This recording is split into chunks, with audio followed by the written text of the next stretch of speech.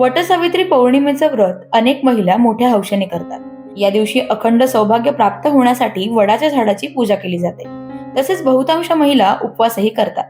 एरवी अनेक जणींना उपवास करण्याची सवय नसते, त्यामुळे त्यांना एक दिवसाचा उपवास झाला तरीही दुसऱ्या दिवशी खूप गळून गेल्यासारखं होतं.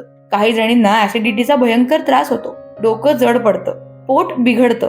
असं काहीही तुमच्या बाबतीत होऊ नये आणि उपवासाचा तसेच वटसावित्री पौर्णिमेच्या व्रताचा आनंदी मनाने लाभ घेता यावा म्हणून उपवास करताना काही पथ्य नक्की पाळा. ज्या दिवशी उपवास असेल त्या दिवशी चहा, कॉफी हे पदार्थ जास्त प्रमाणात घेणं टाळावं. या पदार्थांमुळे ऍसिडिटीचा त्रास होतो. त्याऐवजी पाणी मात्र भरपूर प्रमाणात प्या. उपवासाच्या दिवशी नेहमीपेक्षा थोडं जास्त प्रमाणात पाणी प्या. तसेच तेलकट, तुपकट पदार्थ खूप जास्त प्रमाणात खाणेही टाळा. आपल्याकडे बऱ्याचदा उपवासाच्या दिवशी तेलकट, तुपकट पदार्थांचा पोटावर मारा केला जातो, त्यामुळेच दुसऱ्या दिवशी त्रास होतो. उपवास आहे म्हणून सकाळीच उपाशी पोटी फळं खाऊ नका.